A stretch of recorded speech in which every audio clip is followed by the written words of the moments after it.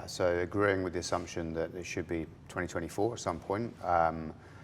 My view is that the market is talking to the points in terms of being ready. I think on the publisher side, there's definitely a lot of action going on and making them prepared for it. The buy side, I'm not really seeing a great deal of change in terms of how they're buying, how they're targeting buying. Still very reliant on third-party cookies, which is a concern based on the fact that when it does change to a significant degree, that the buyers are going to be struggling, and that therefore that means has a knock-on effect to the publishers, and so there will potentially be a revenue hit there. But we are seeing change in the market, and that's good, and seeing people adopting different types of solutions, different types of targeting. But are people fundamentally ready? I would suggest probably not.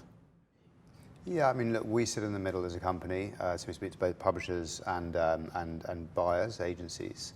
I think from a publisher's perspective, and I've always thought that from when I was a publisher, is speak to the agencies directly. They hold the budgets. They're looking at how they can target their spend, and how can publishers be more relevant to them. And obviously there's a big push from the buy side, and if you look at Trade Desk and their type of SP 500, they're looking at quality supply. Now, a lot of the publishers do have that quality supply, but are they passing the right signals? Can it be identified by the buyers?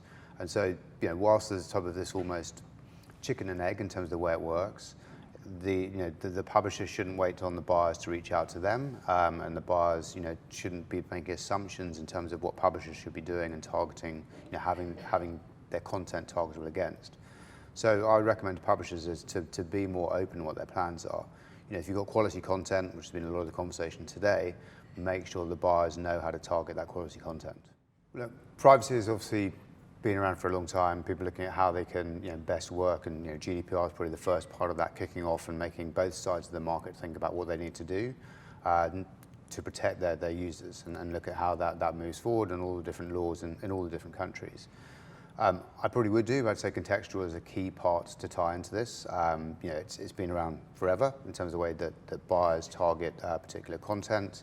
That content is an assumption in terms of what audiences are around there, and obviously the privacy first solutions that are out there can help with that piece. But the context is also key in terms of making sure your advertising is appearing around the right kind of content.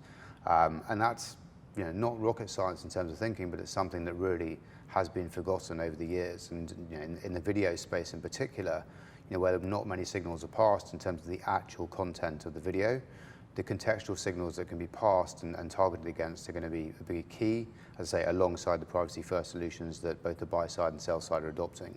But as I say, buy side, sell side adopting privacy first solutions, are a number out there. And again, it comes down to a lot of this measurement discussion, which again has been going on for years. But yeah, I think contextual is a common theme that can pass between both buy side and sell side.